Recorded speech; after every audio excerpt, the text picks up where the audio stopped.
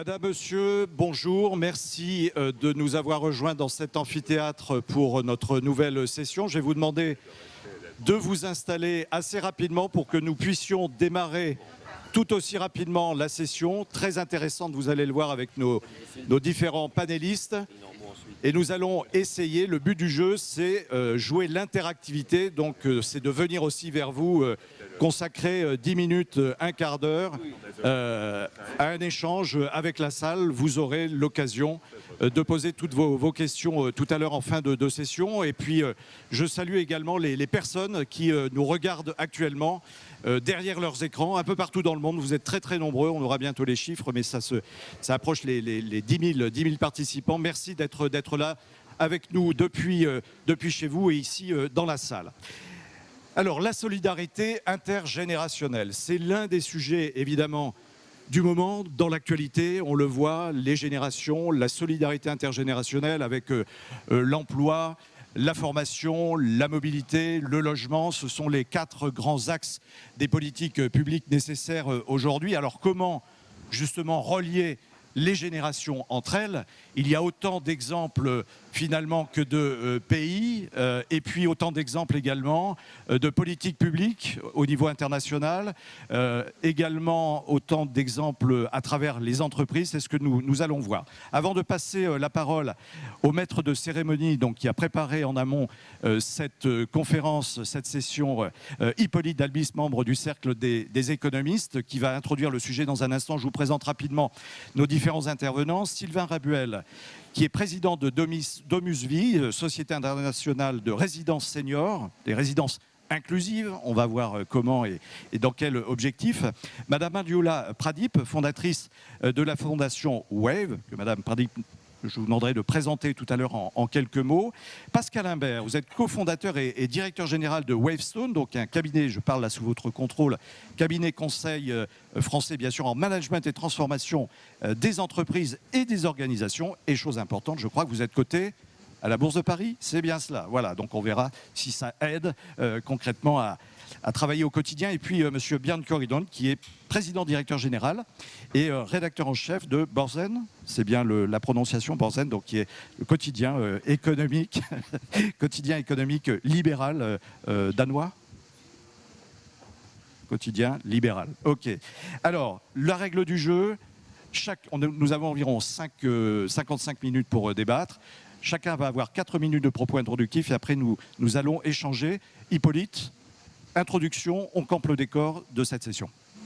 Merci Emmanuel, bonjour à toutes, bonjour à tous. Donc je vais commencer peut-être par une évocation de 3 petites images. La première, ce serait ce qui s'est passé la semaine dernière en France avec l'émergence sur les écrans de télévision et puis sur les réseaux sociaux de jeunes très en colère. Une partie de la jeunesse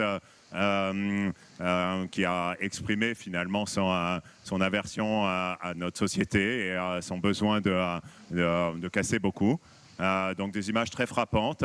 Je pourrais parler aussi de la réforme des retraites, qui a été perçu, interprété par certains comme un avantage donné aux seniors et un sacrifice de personnes d'âge moyen, si vous voulez, au profit des plus seniors. Je pourrais parler aussi de certains activistes de l'environnement ou certaines personnes engagées pour l'environnement qui transforment cet engagement en une opposition entre les générations, en une accusation en fait des générations précédentes. C'est le fameux OK Boomer qui, d'une certaine manière, interdit toute discussion et qui renvoie la responsabilité, si vous voulez, de l'état de l'environnement à une génération passée.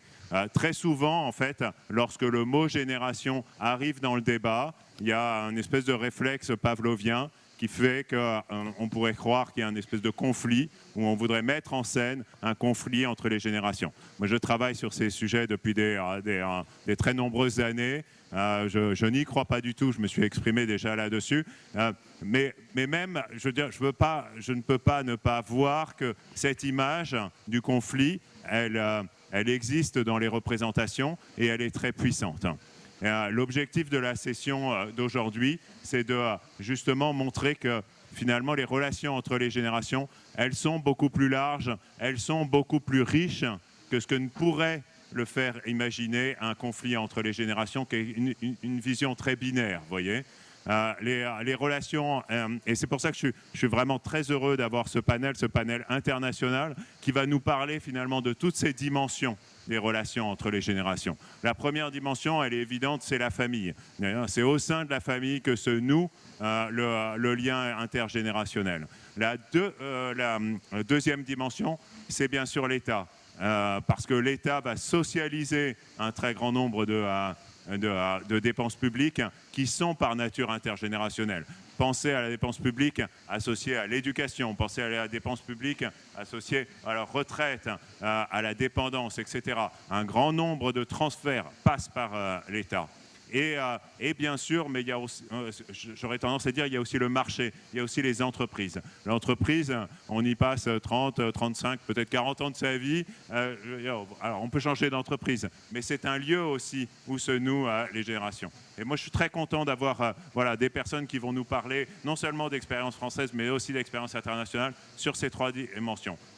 Premier point, l'intergénérationnel, c'est très riche. Et puis, il ne faut pas regarder que la dimension familiale. Il ne faut pas regarder que la dimension d'État. Il faut regarder toutes ces dimensions ensemble. Et c'est ça qu'on a essayé de faire en préparant cette session. Et puis, autre petit point qui me paraît crucial, c'est que l'intergénérationnel, ce n'est pas unidirectionnel. Vous voyez, c'est pas... qu'est-ce qu'on peut faire pour les jeunes, qu'est-ce qu'on doit faire pour les jeunes, ou qu'est-ce qu'on doit faire pour les plus âgés, pour les seniors, etc. C'est à chaque fois, il faut envisager la relation comme une relation qui va dans les deux sens. Et je pense que c'est ça la clé. C'est la clé pour une génération, une société générationnelle qui soit apaisée. Voilà, je vous remercie. Merci pour cette introduction très précise et qui campe bien le décor de notre débat. Merci Hippolyte Dalbis. Alors Sylvain Rabel, je me tourne tout d'abord vers vous. Concrètement, là on va rentrer dans la cuisine directement. Domus Vie, le cas pratique, comment on peut Domus Vie, on prononce bien comme ça, Domus Vie ? Absolument. Oh, voilà. Concrètement, si on regarde comment ça se passe chez vous, comment les relations intergénérationnelles peuvent se réaliser aujourd'hui ? Est-ce que c'est un problème finalement les relations intergénérationnelles ? Alors, Domus Vie, nous, on est un spécialiste européen de l'accompagnement du vieillissement avec des résidences-services, des EHPAD et des équipes d'aide de soins à domicile. Pour vous donner une idée, on accompagne environ 80 000 personnes âgées chaque jour en Europe. La moitié vivent chez nous et l'autre moitié, on les accompagne à leur domicile. Et pour ce qui est de la question intergénérationnelle, on est par nature une entreprise intergénérationnelle puisque on s'occupe, on accompagne et on accueille des personnes très très âgées et ce sont des gens de génération inférieure, 2 générations inférieures, 3 générations inférieures qui quotidiennement s'en occupent. Donc le lien intergénérationnel, on le voit vivre de façon pratique dans notre entreprise et c'est notre savoir-faire que de l'entretenir, de le créer. Je crois, et là je rejoindrai complètement le constat d'Hippolyte sur le conflit de génération, n'existe pas. Rien n'est plus faux que cette perception, qui est néanmoins puissante, mais rien n'est plus faux. Si on doit se référer à la crise de la Covid, qui est quand même la crise sans doute la plus importante qu'ont connue nos sociétés ces dernières années, et en particulier pour nous, acteurs du vieillissement, ça a été une crise absolument majeure. On a vu se déployer un lien de solidarité entre les générations absolument phénoménal. Alors à l'échelle de notre entreprise, l'engagement de nos salariés envers nos résidents a été sans borne et sans commune mesure. On a des équipes qui, dans des dizaines d'établissements, se sont enfermées pendant de nombreuses semaines avec leurs résidents, de façon à pouvoir les servir et les accompagner sans risquer de faire entrer la pandémie dans les murs de l'établissement. Ce faisant, elles se sont doublement confinées. Elles se sont confinées dans leur travail et elles étaient évidemment confinées comme toute la population générale. Elles se sont privées de lien avec leur famille. Et donc là, je parle de gens de 25, 27, 30, 35 ans qui se sont enfermés pendant des semaines et des mois au service de personnes plus faibles et plus fragiles. Donc un engagement absolument démesuré, bien au-delà de l'engagement professionnel, un engagement de pure solidarité intergénérationnelle. Et d'une façon générale, la population d'ensemble de nos sociétés s'est confinée pour protéger les plus fragiles, les plus âgés, mais aussi les malades ou les personnes handicapées. Donc je crois qu'en pratique, on constate qu'il n'y a pas de conflit de génération. Et donc, il faut lutter contre cette idée reçue. En revanche, mon deuxième constat, c'est néanmoins qu'il ne faut pas rester les bras croisés sans satisfaire, parce que, à mon sens, ce lien intergénérationnel, il est menacé dans la durée, parce qu'il repose beaucoup, comme vous le disiez, sur l'aidance intrafamiliale. Vous avez aujourd'hui deux publics, les jeunes et les plus âgés, qui sont des publics précarisés, isolés dans la société, avec des difficultés d'insertion pour les jeunes et de l'isolement social pour les plus âgés. Et c'est les générations entre les deux, hein, les 30, 40, 50, 60 ans, qui font le lien et ce qu'on appelle l'aidance familiale. En France, il y a 12 millions d'aidants. Et à mon sens, cette aidance familiale, elle est aujourd'hui à son plus haut. Et la sociologie de la société, c'est-à-dire l'individualisation de la société, l'éclatement des familles, la recomposition des familles, l'éloignement géographique des familles, va structurellement éroder l'aidance familiale, qu'on le veuille ou non, dans les 5, 10, 15 prochaines années. Et donc là, il y a un pilier de la solidarité intergénérationnelle qui est clairement menacé parce que la société a évolué et que, quelle que soit votre bonne volonté, si vous vivez à 300 km de vos parents, vous ne pourrez pas les aider comme vous les aidez aujourd'hui. Si vous vivez à 300 km de vos enfants, de vos petits-enfants, vous ne pourrez pas les aider comme aujourd'hui, certaines générations aident à la fois les plus jeunes et les plus âgés. Donc on a un effort d'innovation dans les entreprises pour encourager et soutenir le lien intergénérationnel, je pourrais y revenir, et au niveau des pouvoirs publics pour également la structurer, parce que tendanciellement, à mon sens, elle est menacée par l'évolution sociologique de nos sociétés. Alors on verra tout à l'heure, notamment avec vous, entre autres, Sylvain Rabuel, qu'on ne peut pas tout attendre de la puissance publique, hein, et que votre rôle est important, ainsi que le privé et les entreprises. Madame Pradip, je rappelle, fondatrice de la fondation WAVE, qui travaille, alors notamment, parmi ses missions, il y a l'inclusion des femmes dans la société, dans l'économie en tant que telle. Alors avec vous, on va voir l'un des pendants internationaux du sujet. On verra tout à l'heure également le cas des pays du Nord. Avec, vous allez nous faire un petit focus sur un pays que l'on connaît pour ses castes, en fait, hein, c'est l'Inde, concrètement. Est-ce que le système de castes est source d'égalité ou plutôt d'inégalité intergénérationnelle ?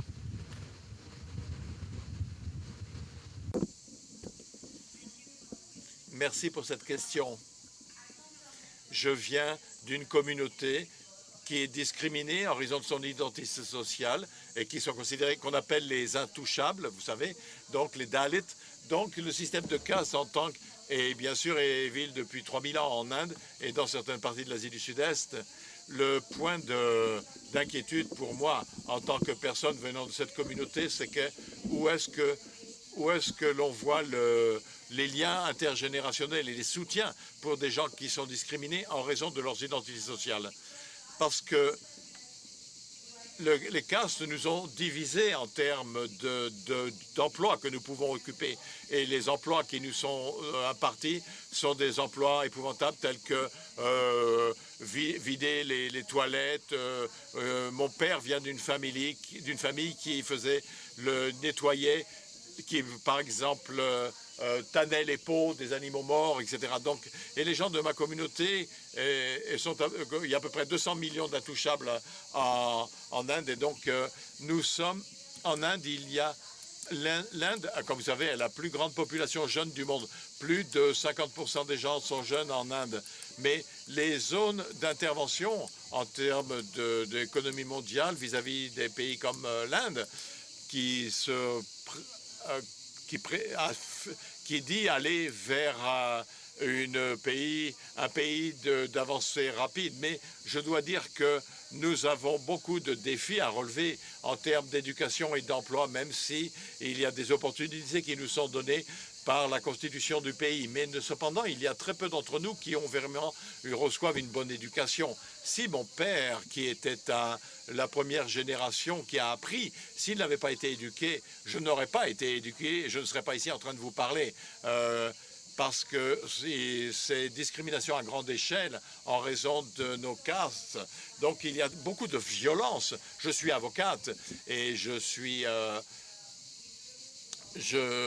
je m'occupe d'une organisation que j'ai fondée il y a 5 ans, mais donc je suis dans ce domaine depuis de très nombreuses années et je connais les dures réalités en Inde et à quel point il est difficile pour nous, en tant que femmes, notamment de la communauté des intouchables, de pouvoir aller au-delà de nos limites, de sortir des frontières de notre caste, de notre genre, de notre classe, de notre religion.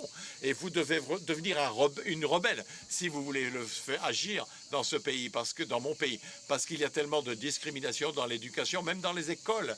Vous savez, les intouchables sont assis séparément dans les études secondaires ou universitaires. Eh bien, il n'y a pas de mécanisme pour les protéger. C'est véritablement un monde très difficile dans lequel nous vivons dans un pays comme l'Inde. Et alors, par ce système, nous demandons à l'administration, à l'État, donc on n'a pas de bonne réponse parce que l'économie, il y a une grande division entre les riches et les pauvres et la classe moyenne en Inde. Donc, il y a des situations de ghetto. Il n'y a pas de mobilité verticale lorsque les gens sont nés dans une zone comme les Dalits. Les Dalits, les intouchables, ils ne peuvent pas monter. Et donc, il y a tellement de restrictions en termes de ce que l'on veut faire, ce que l'on peut faire. Moi, mon rêve serait de faire quelque chose où je peux vivre dans la dignité et le respect. Mais dans l'État, les communautés qui ne sont pas de notre caste préfèrent que nous imposer certains travaux des emplois de basse qualité. Donc dans ma communauté, beaucoup de ces travailleurs meurent souvent parce qu'ils n'ont pas assez de soutien en termes de revendications, et je pense que c'est une chose à laquelle il faut réfléchir. Pendant le Covid, il y a eu un incident qui s'est produit et c'était dû au fait qu'ils ont été forcés de vivre dans des villages par les castes dominantes. Et c'était une fille de 19 ans, de ma communauté, 19 ans, elle a été violée par et ensuite elle a été assassinée. Donc, et donc, on s'est battu pour que je lui sois reconnu. Donc, c'est dans le nord du pays. Moi, je viens du Punjab, d'où vient le Premier ministre également. Et je pense que dans ce cas, je suis allé voir les familles parce qu'ils étaient sous le radar de la police et de l'administration. Mais le corps de la fille n'a pas été donné à la famille. Ils l'ont enterré et ils l'ont brûlé. En fait, ils l'ont brûlé. Donc, l'État a brûlé le corps de Chevalier.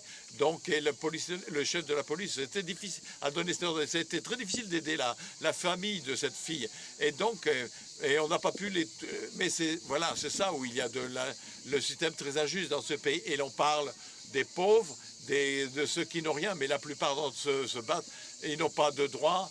Donc, lorsque l'on parle d'économie, lorsque l'on parle comment on veut sortir de la pauvreté, etc., de cette situation, il y a très peu de possibilités pour eux de se développer comme êtres humains en Inde.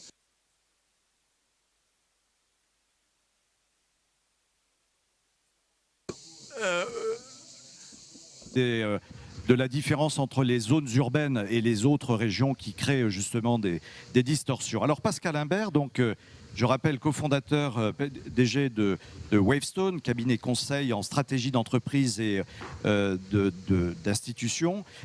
Comment concrètement les entreprises aujourd'hui peuvent s'impliquer dans notre sujet, c'est-à-dire dans la question des inégalités entre générations? Comment, au fur et à mesure, c'est un long travail, évidemment, ça ne se fait pas du jour au lendemain.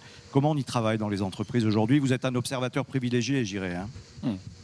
Oui, écoutez, je commencerai par une bonne nouvelle, c'est que les entreprises continuent à être très efficaces dans le fait de relier les générations entre elles. Les entreprises ont réussi à fédérer les générations autour d'un objet commun, dans le meilleur des cas, autour de valeurs communes. Et c'est un endroit où le lien entre les générations marche encore. Je ne partageais pas complètement l'optimisme d'Hippolyte Delbis, mais finalement, ce qu'Hippolyte a dit en introduction, je me dis, oui, c'est vrai, il y a finalement peut-être différents forums où les générations fonctionnent bien entre elles. Par exemple, hier soir, en écoutant Herbie Hancock, je voyais que la musique, c'est encore un endroit qui fédère la génération, et l'entreprise fait partie des lieux où le lien entre les générations fonctionne bien. Ça ne s'est pas fait super facilement dans les 10-20 dernières années, parce qu'il y a eu un gap, un glissement des valeurs des jeunes générations qui a mis l'entreprise en tension. On est passé de modèles dans lesquels, finalement, il y a 20 ans, l'entreprise, c'était le modèle du Sherpa. Je suis jeune, j'entre, je me coule dans les pas de mes aînés, et puis j'accepte d'être dans l'ombre avant, finalement, d'accéder au Graal. Dans le domaine du conseil, le Graal, pour nous, c'est de devenir partenaire. Et donc là, quand je suis partenaire, je suis écouté, je prends les décisions, et je suis à nouveau un modèle pour les générations d'après. Et puis ça a brutalement volé en éclats, et on est dans un mode de fonctionnement où l'entreprise doit écouter, prendre en compte les attentes des jeunes générations dès le début de leur carrière. Elle doit être sincère, signifiante, elle doit donner du sens au travail des jeunes générations, et surtout, elle doit être honnête, c'est-à-dire qu'elle doit en permanence joindre les actes à la parole. Ce n'était pas forcément quelque chose d'évident pour les entreprises, mais je vois très largement que le mouvement se fait et que ça fonctionne pas mal. D'ailleurs, la guerre des talents était à ce prix. Hein. C'est recruter et fidéliser les talents, c'était à ce prix. Le deuxième commentaire que je voudrais faire, c'est que malheureusement, je n'ai pas été complètement honnête dans ce que je viens de dire. Parce que oui, ça marche, mais ça marche vis-à-vis d'une partie des jeunes générations. La partie, j'ai évoqué le terme de talent, c'est sûr, l'entreprise a fait tout ce qu'il fallait pour rétablir le lien avec les jeunes éduqués, formés, diplômés, surdiplômés. Ceux que toutes les entreprises s'arrachent, on a été obligé de faire les efforts, c'était critique. Et Wavestone, comme ses clients, je vois qu'on a été complètement focalisé sur le fait de construire le lien avec cette génération. Mais par contre, pour les jeunes qui sont au bord du chemin, pour ceux qui ne sont pas sortis diplômés, ceux qui sont en marge de la société, aujourd'hui, force est de constater que l'entreprise ne fait pas grand-chose. On se sent démuni. Dans certains cas, on pense même que ce n'est pas complètement de notre responsabilité. Et ça, je pense que c'est quelque chose qui va nous rattraper. Parce que si l'entreprise n'est pas sur ce terrain-là, le gap qui est en train de s'élargir à l'intérieur de la jeune génération, entre ceux qui sont dedans et ceux qui ne sont pas dedans, va devenir insupportable pour nos sociétés. Et donc, il va falloir qu'on prenne le relais et finalement, qu'en tant qu'entreprise, on trouve des solutions. Encore une fois, on est démunis, mais ce n'est pas une raison pour ne pas s'y mettre. C'est sans doute un enjeu critique dans le cadre de l'entreprise. Et ça me mène au dernier commentaire que je voulais faire. Je suis frappé depuis quelques années du risque qui est en train de s'avérer du fait que l'urgence environnementale est en train de reléguer les défis sociaux au second plan. Et on a fait quelque chose de formidable depuis 2021. C'est collectivement, on a réalisé, on a fait une prise de conscience et on s'est mis en mouvement. Et en tant qu'observateur des entreprises, je peux en témoigner. Les entreprises se sont mis en mouvement. On est certainement encore très loin du compte, mais ça bouge. L'urgence environnementale est quelque chose dont on s'empare. Par contre, ça se fait au prix du fait que petit à petit, le S de la RSE a disparu. Et recréer l'espoir, comme le thème de notre session, résoudre les défis environnementaux, ça ne pourra pas se faire si on ne réintègre pas le S dans l'équation. Et on peut parler, on donnera une mention spéciale aux jeunes tout à l'heure, parce que les jeunes dans l'entreprise peuvent être aussi la dynamique pour inspirer l'action. Bjarne Corydon, je disais, alors vous êtes un observateur privilégié des pays du Nord, je disais, donc PDG, rédacteur en chef de Borsen, le quotidien économique. Est-ce qu'il y a un système propre justement aux pays du Nord en termes je dirais, de lutte contre les conflits de génération ou la gestion de l'intergénérationnel? On prend souvent d'ailleurs les pays du Nord comme exemple hein, sur des tas de sujets. Est-ce qu'il y a vraiment un cas spécifique de vos régions?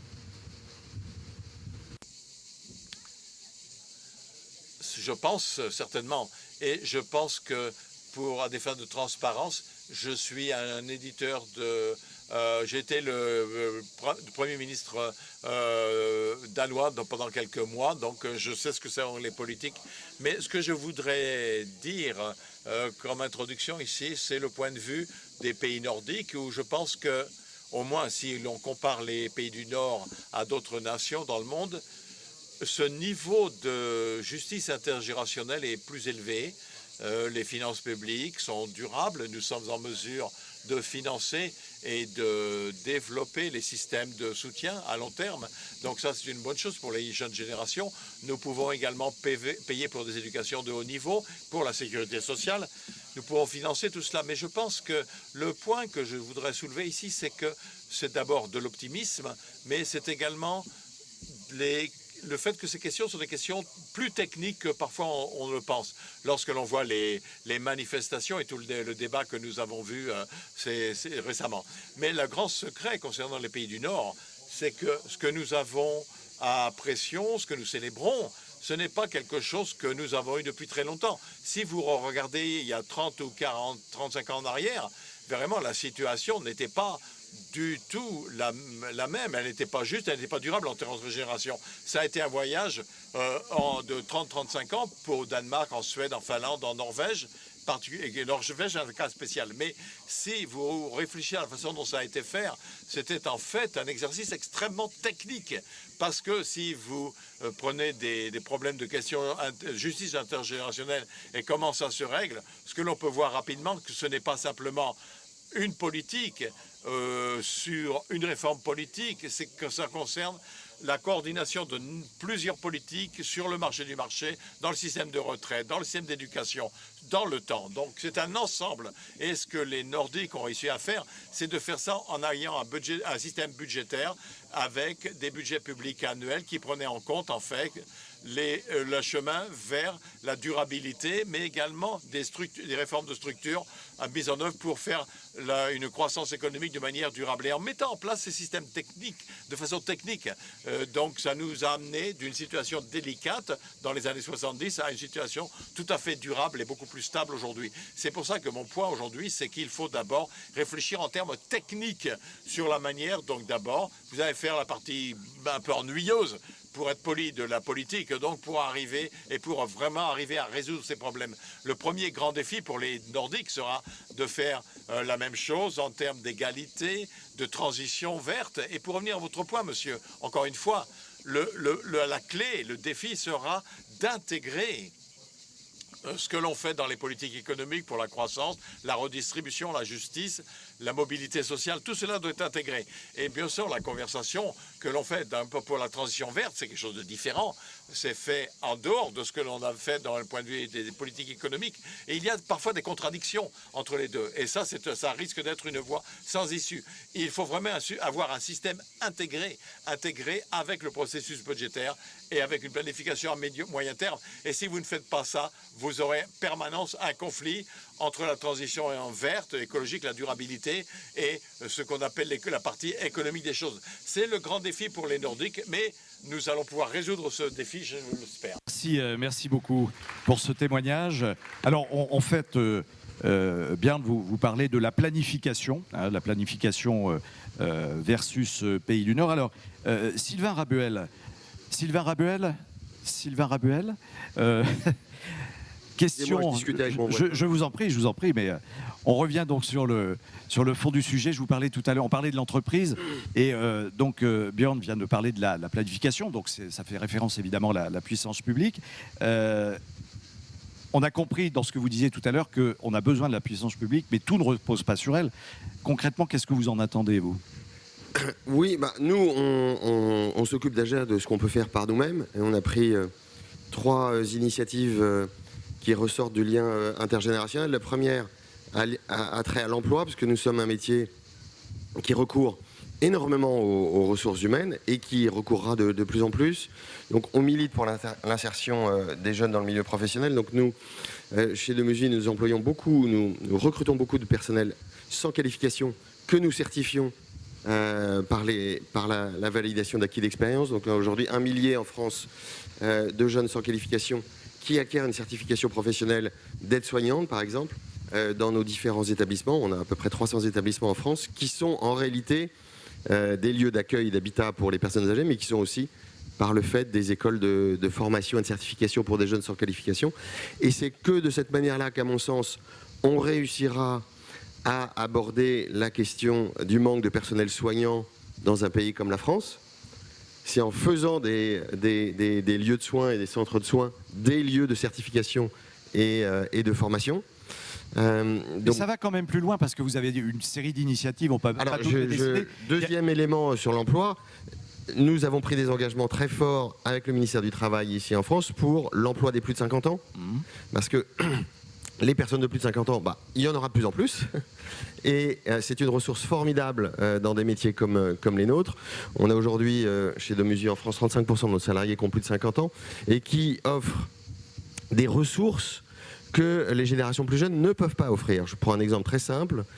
Au-delà de 50 ans, nous avons des salariés qui sont beaucoup plus disposés à travailler pendant les vacances scolaires, par exemple. Or, nous faisons un métier où on doit être capable d'être aux côtés de nos personnes âgées 24 heures sur 24, 7 jours sur 7. Donc, avoir des salariés de plus de 50 ans, c'est une ressource inestimable, une richesse inestimable, parce que ce sont des collaborateurs, des professionnels qui peuvent assumer des temps de travail et des moments de travail complètement différents des autres générations. Donc l'insertion, le maintien dans l'emploi des plus de 50 ans est un enjeu absolument fondamental pour nous. 35% de nos salariés, et on compte augmenter ce poids-là dans les années à venir. Et puis pour les jeunes générations, il y a un truc formidable dont vous m'avez parlé, c'est les mini-crèches. Oui, alors deuxième élément, on essaye d'investir le lien intergénérationnel dans le domaine du projet thérapeutique. C'est chacun de nos établissements a un projet thérapeutique pour les personnes âgées qui l'accueillent. Et il y en a beaucoup d'entre eux qui ont choisi un projet intergénérationnel par l'accueil de jeunes enfants dans les EHPAD. Et en particulier, on implante des mini-crèches intergénérationnelles dans nos établissements, qui fait que tous les jours, les personnes âgées et les jeunes enfants sont en lien par des activités, soit des ateliers alimentaires, soit des ateliers créatifs. Et ça permet évidemment aux jeunes enfants d'être en lien avec d'autres générations et aux personnes âgées d'avoir un lien privilégié avec la très grande jeunesse. Et c'est soignant par nature en réalité. Et dernier point, dernière initiative, on a créé la fondation Domusvi pour la solidarité entre les générations il y a 2 ans, avec une idée qui est de mettre en contact, de faciliter la mise en contact et la solidarité entre les jeunes et les plus âgés. Et d'une façon pratique, par exemple, notre dernière initiative, c'est d'ouvrir les restaurants de nos EHPAD aux étudiants en précarité alimentaire. Et dans toutes les villes universitaires de France, des étudiants peuvent venir déjeuner dans nos restaurants. En contrepartie de quoi? Ils doivent passer un temps social et un temps de dialogue et d'activités sociales et culturelles avec nos plus âgés. C'est gratuit, mais on donne de son temps. Mais ils donnent de leur temps avec nos personnes âgées, si je puis me permettre de les appeler. Est-ce que toutes les entreprises peuvent se permettre de mettre en place ce système? Mais je crois que toutes les entreprises y ont intérêt. Ouais. Moi, j'ai besoin de plus en plus de collaborateurs et de salariés. Moi, mon problème principal, et c'est encore plus vrai dans les 10 ans à venir, ce ne sera pas de trouver des personnes âgées, des clients. Mon problème, c'est de trouver des salariés. Oui, ça c'est sûr. Donc, j'ai intérêt en tant que corps social entreprise à tout faire pour l'insertion des plus jeunes et la qualification des plus jeunes. J'ai intérêt à pouvoir maintenir dans l'emploi des plus âgés. Donc, l'intérêt de la société et le bien commun de la société peut parfaitement coïncider avec l'intérêt d'une entreprise. Pascal Imbert, vous créditez, je dirais, les propos de M. Rabuel sur vous qui observez aussi les entreprises, finalement, de l'autre côté. Oui, alors en fait, déjà, oui, les entreprises peuvent faire plein de choses. Et pas seulement dans des actions sociétales, dans des fondations, elles peuvent faire des choses dans le cœur de leur métier. Ça nécessite quand même de trouver des solutions qui, parfois, vont dépasser le cadre de l'entreprise, vont nécessiter de mener des actions collectives au sein d'une branche, au sein d'une filière, mais les entreprises doivent absolument jouer le rôle. Et ce que j'évoquais tout à l'heure, c'est que finalement, on est dans un pays dans lequel il y a sans doute un petit peu dans l'imaginaire collectif une hypertrophie de la responsabilité de la puissance publique. Or, on le voit bien finalement sur des enjeux critiques. Toutes les parties prenantes de la société doivent s'y mettre et les entreprises ont une certaine efficacité pour bouger plus vite et mettre en œuvre des actions qui vont apporter effectivement des solutions très pragmatiques. Donc typiquement dans le domaine de l'apprentissage, il y a encore plein de choses à faire et on voit bien que c'est sans doute un des moyens de rattraper une partie de la génération qui est à côté du chemin. Alors ça, ce sont nos préoccupations à nous, pays, je veux dire pays du Sud, enfin pays, voilà. Je reviens à la situation internationale qu'évoquait quand même de manière assez dramatique Madame Pradip tout à l'heure. Madame, je me retourne vers vous avec cette question. Comment est-ce qu'on peut améliorer le dialogue intergénérationnel? Alors vous parliez de l'Inde, les castes, etc. Vous avez un regard beaucoup plus large, mais restons sur le cas de l'Inde, parce que le pays vient de dépasser la Chine. Donc c'est un pays, c'est un continent qui monte. Donc automatiquement, il va falloir s'adapter. Est-ce que vous êtes plutôt, je dirais, confiante, optimiste sur cette volonté des politiques en Inde? Est-ce que ce ne sont que des politiques d'ailleurs, hein? Est-ce que les entreprises aussi ont leur rôle à jouer dans l'émancipation de ce dialogue intergénérationnel en Inde?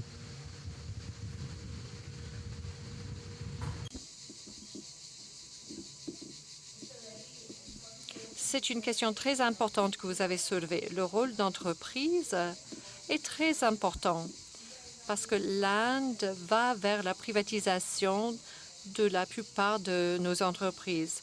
Le secteur public et ses opportunités se réduisent.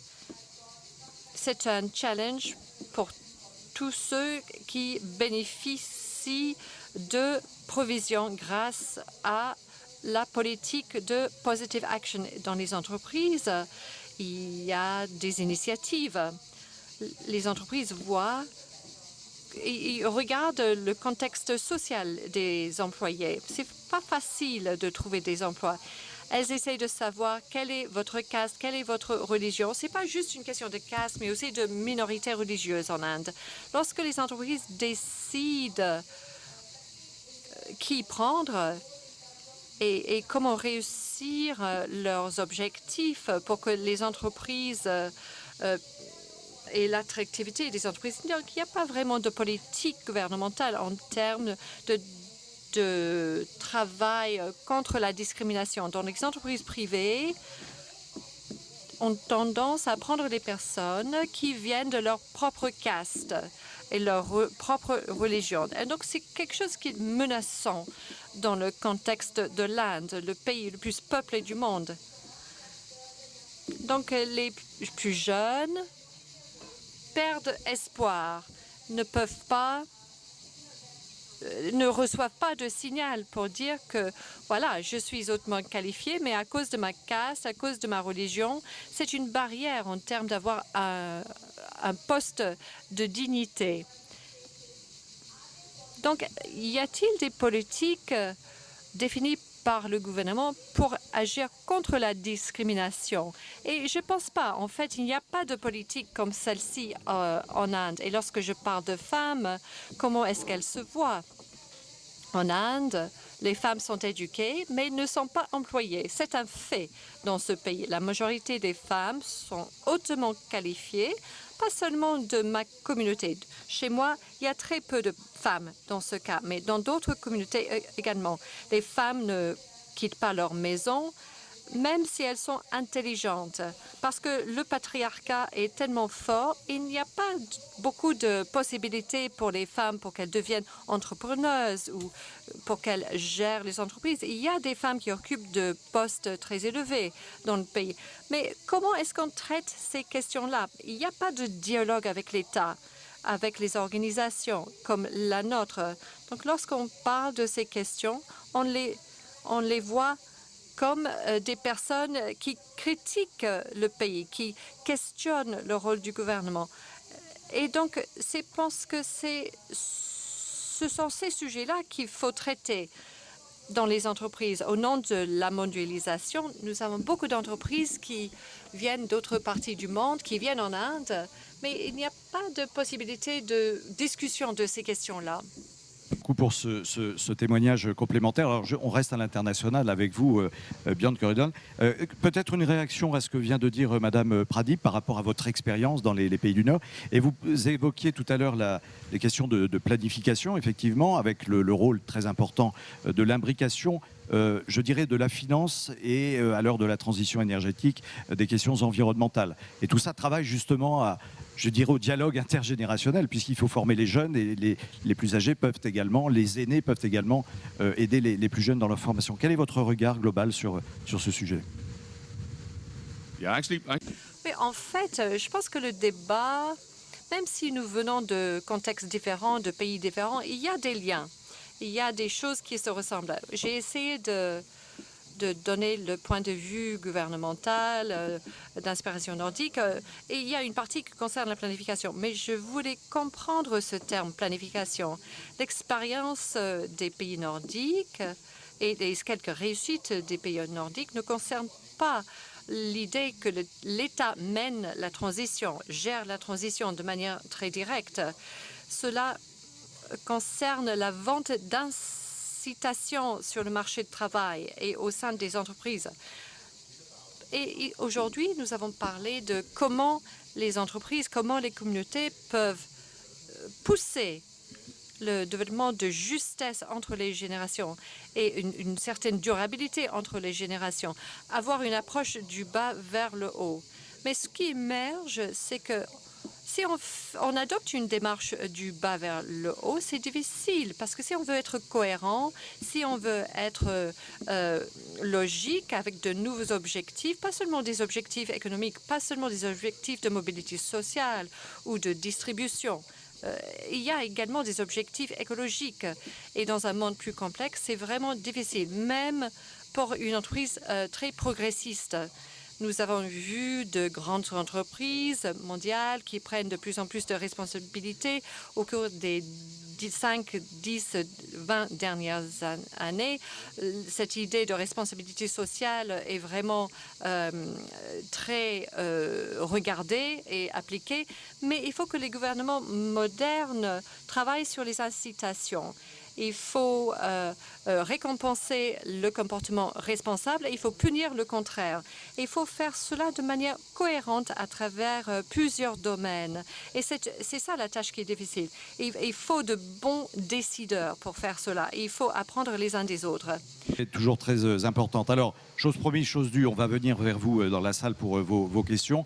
Peut-être Hippolyte, avant, je vais poser une dernière question à M. Rabuel, mais est-ce que tu souhaites conclure quelques mots de conclusion avant de passer la parole à la salle, ou on donne la parole à la salle et après la conclusion, sachant que ça risque dans ce cas-là d'être très court en termes de conclusion. Peut-être conclure avant de passer la parole à la salle. Je conclurai en conclusion, si tu veux bien. Pardon ? Je conclurai en conclusion. Très bien, ben voilà. Donc le tout étant de trouver l'endroit de la conclusion à conclure. Sylvain Rabuel. Moi, je laisserai la conclusion très bien. Au spécialiste de la conclusion. Au vu des différents exemples, notamment étrangers, comment construire aujourd'hui, qu'est-ce que vous attendez, vous, en tant que décideur, pour construire un vrai contrat social intergénérationnel? Quels sont les bons ingrédients, finalement? Moi, c'est difficile de parler de façon très générale. Je peux donner un éclairage sur ce qui me concerne en tant que chef d'entreprise, qui est toute la logique du vieillissement, parce qu'on parle beaucoup des défis numériques et des défis écologiques. On a un défi démographique considérable qui est le vieillissement de nos populations, qui est un défi planifié, anticipé, anticipable. Mais ce qui est très frappant, c'est la très grande difficulté des pouvoirs publics à anticiper, investir et préparer ces échéances-là. Donc moi, j'appelle dans ce domaine-là le domaine du vieillissement, qui va forcément choquer la question intergénérationnelle, parce qu'on va se retrouver dans 7, 8, 10 ans avec 35 à 40% de nos sociétés qui auront 65 ans et plus. Ça va forcément créer des déséquilibres très profonds dans la vie économique, dans la vie sociale, dans la vie culturelle et citoyenne. Bon, tout ça s'anticipe et peut devenir une opportunité, j'en suis convaincu, parce que le vieillissement n'est pas une maladie. Le vieillissement, ça peut être tout à fait une richesse et une ressource, mais on constate quand même que, en tout cas dans les sociétés occidentales, la planification et l'anticipation est difficile. Et même dans ce domaine-là, qui est écrit dans la démographie, et Hippolyte Dalby peut en témoigner, il est très difficile pour les pouvoirs publics de se projeter à long terme et de faire des choix préparatoires. Alors, donc la seule chose que je peux faire en conclusion, moi, c'est d'encourager la société à planifier et à anticiper de façon à ce que ces chocs-là soient des chocs bénéfiques. Rapidement, Pascal Imbert, sur ce point. Un petit commentaire, je suis entièrement d'accord avec ce que vous évoquiez sur la nécessité finalement d'avoir une stimulation de la part de la puissance publique. Il y a quand même aussi une autre partie qui joue un rôle très important dans les priorités des entreprises, qui est la finance. La finance est emparée. En bourse, hein, nous sommes cotés en bourse, donc je le vois directement et je le vois chez mes clients. La finance est emparée du sujet environnemental. Et là, il y a un combat des idées à mener qui est le fait de réintégrer. C'est pas du greenwashing, c'est vraiment du... Non, je pense que les effets... on est en train de dépasser le greenwashing. Il y a bien sûr toujours une tentative greenwashing, mais les effets sont profonds. Et en tant qu'observateur du monde des entreprises, je vois que les décisions stratégiques et les investissements sont des décisions de rupture. Donc on est en train de dépasser le greenwashing. Contraint, force. Mais la question maintenant va être de réintégrer le sujet générationnel et le sujet social à l'intérieur de l'équation. Et donc là, j'appelle le cercle des économistes à jouer son rôle de leadership intellectuel, à mener le combat pour effectivement montrer que l'équation est plus complexe et qu'elle doit être traitée à 360 degrés. Eh bien voilà, Hippolyte, on compte sur vous. La transition est toute trouvée. Merci Hippolyte. La conclusion avant de donner la parole à la salle. Non, mais je pense que, bon, ça a été dit là, non seulement c'est très riche, c'est très multiple les relations intergénérationnelles, mais c'est aussi des petits trésors, quoi. Donc c'est des petits trésors qui sont très fragiles.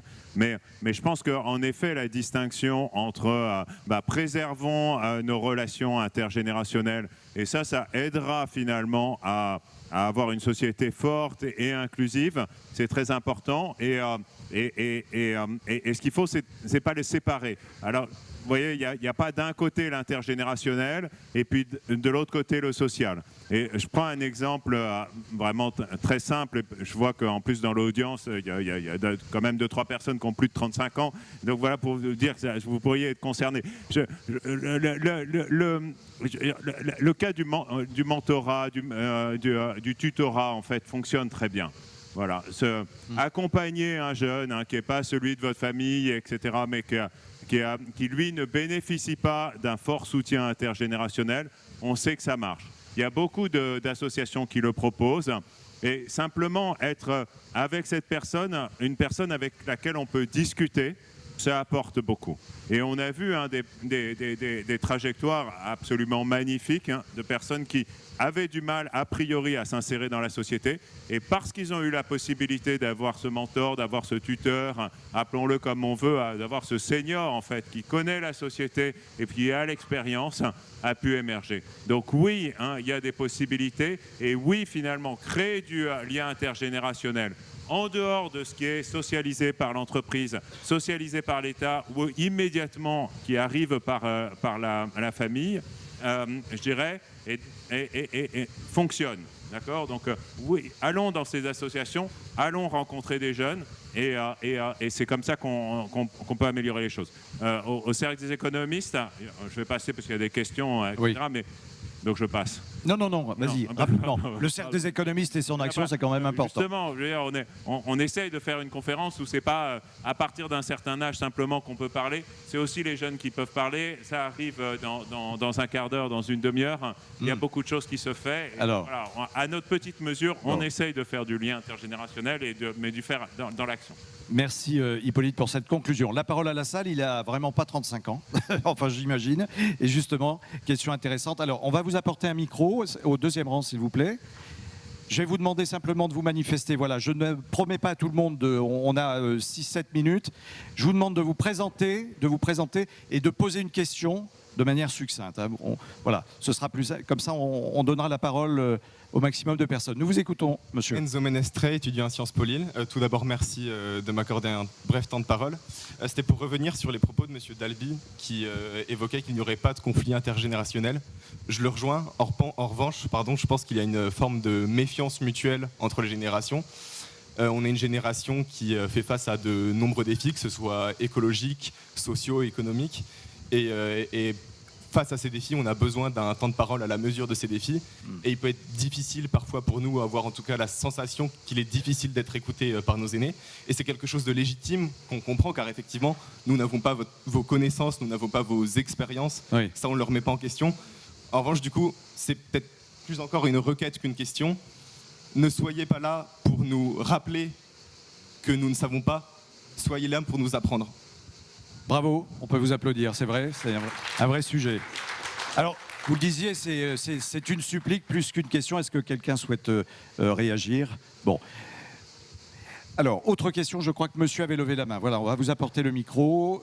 Même processus, vous vous présentez, monsieur, s'il vous plaît, rapidement, et vous posez une question. Oui, bonjour, je me présente, je viens de Nice, je suis responsable associatif d'une structure associative qui accompagne les collégiens et des lycéens dans le cadre du soutien scolaire. Alors, vous n'avez pas abordé l'apport du bénévolat à travers la gestion des personnes retraitées qui ont des qualifications. Je crois que c'est l'avenir de demain, les personnes retraitées. Je souligne qu'en 1980-90, si on allait à la retraite à 62 ans, on était, excusez-moi un peu le terme, déjà fatigué. Et qu'en 2022, 2023, quand on va à la retraite, on a encore la force, on peut encore donner plus. Je pense que demain, il va falloir que le pouvoir public assure la gestion des personnes qui vont à la retraite et qui ont encore quelque chose à donner. Un petit exemple, dans mon association, j'ai eu la chance d'avoir un ingénieur, ils sont nombreux, mais un ancien de la SNCF, et qui s'est découvert un autre métier de vrai enseignant. Un vrai enseignant à travers, avec la réforme aujourd'hui, je viens de voir qu'il y a 21 bacheliers qui ont réussi leur diplôme à travers la spécialisation mathématique parce qu'il y avait cette personne-là. Oui. Votre association, quel est le nom de votre association? SOS Réussite Scolaire à Nice, créée par l'Éducation nationale pour accueillir des jeunes en difficulté qui ont terminé à 16h et qui n'avaient personne dans un quartier politique de la ville pour pouvoir les aider. Bravo pour votre action en tout cas. Approfondissement. Bravo, merci beaucoup. Alors c'est la place du senior finalement, le terme n'est pas très heureux. Qui souhaite réagir? Peut-être le regard international aussi est important. C'est le meilleur exemple que le vieillissement de la société est une ressource formidable pour la société. Parce qu'on va effectivement, vous avez raison, avoir des milliers et des dizaines de milliers de personnes dites âgées, mais avec un capital d'expérience, de savoir-faire formidable, en pleine forme, et qui ne demandent qu'une chose, c'est à le mettre à disposition de la société. C'est pour ça qu'avec d'autres entreprises, d'ailleurs, on milite pour une sorte de Parcoursup de la retraite. De toute façon, faut déposer le concept. Mettre à disposition ses compétences, ses envies et créer finalement une rencontre entre cette offre et les immenses besoins de la société. Alors il nous reste 2 minutes. Il faut trouver un autre nom. Oui, mais enfin pas... On ne pourra pas dépasser les 2 minutes, donc je vous demande d'être synthétique. Madame Pradip, une réaction par rapport à la question de monsieur en termes associatifs. Et senior, pardon. Je suis d'accord avec vous. Lorsque j'étais très jeune, j'avais la même situation. Mes parents ne voulaient pas m'écouter. Donc, ce que j'ai essayé de faire à travers mon organisation, je travaille avec les jeunes pour qu'ils aient plus de confiance et je les aide avec leur famille. Je les aide à développer leurs compétences pour qu'ils puissent devenir leaders. La plupart sont des activistes et des travailleurs sociaux. Et principalement, il y a des jeunes femmes et c'est très important. L'aspect intergénérationnel est très important. On peut s'aider les uns et les autres, se guérir les uns et les autres. Et c'est très important pour la société. Guerre internationale, et ce sera le mot de la fin malheureusement. Je vous précise simplement que vous pourrez continuer à échanger. S'il y avait d'autres questions, après, de manière informelle, vous pouvez continuer. Björn, sur les 2 points peut-être qui ont été évoqués. Oui, juste un dernier conseil pour les jeunes, pour les personnes faisant partie du panel. Lorsque vous vous présentez en tant que quelqu'un de jeune et nous étant la génération plus âgée, en fait, il faut nous questionner. Nous sommes des anciens politiques ou chefs d'entreprise. Lorsque nous parlons de durabilité, on parle de ce que nous faisons pour la durabilité de nos activités. Mais c'est vous qui allez prendre la suite. Donc, au lieu de faire en sorte que ce soit une discussion entre générations, essayez de nous questionner. Est-ce que nous faisons ce qu'il faut pour livrer ce qu'il faut pour la société? Est-ce que nous allons vous créer les mêmes possibilités à l'avenir? Donc, il faut utiliser cette discussion sur la durabilité pour nous questionner, plutôt que de transformer tout cela en conflit. On peut dire notre table ronde, le panel. Et comme je le disais, vous pouvez rester pour peut-être discuter, si toutefois vous pouvez nous consacrer du temps. Merci infiniment à toutes et tous. Merci à vous également qui nous regardiez chez vous, derrière les écrans. Bonne journée, il y a d'autres sessions qui vous attendent.